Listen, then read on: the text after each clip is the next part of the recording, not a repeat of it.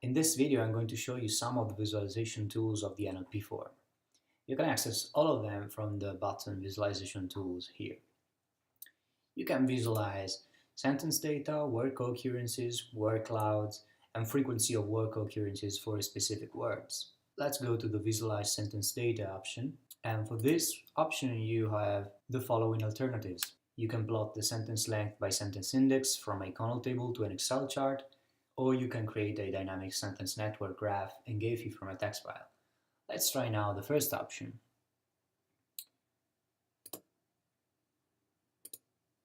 We select a Connell table, choose an output file name,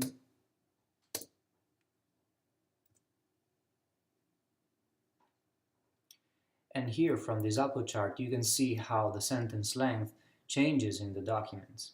If you move the cursor over one of the points in the graph, you'll be able to see the corresponding sentence in the document. So on the y-axis you can see the sentence length, and on the x-axis you can see the sentence index. Let's go back to the form now and explore the other options. The word co-occurrences, for example, if you select this option, you'll be able to create a new word co-occurrences table or to visualize the data from an already created one. So if you choose to create a new table, you'll be asked to select the window size to use to compute the co-occurrences, and the default window size would be 5 words. In this case, we can select an already created word co-occurrences user table and see the graph. This function creates a Gephi graph from a word co-occurrences table. This graph will display all the forms in the table as nodes and will create an edge between two words that co-occur at least once in the selected window size. We can open the graph and see all the words in the text.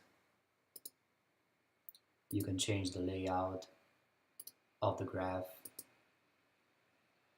this way, and we see all the words that co-occur with each node in the graph. Let's go back to PCAs and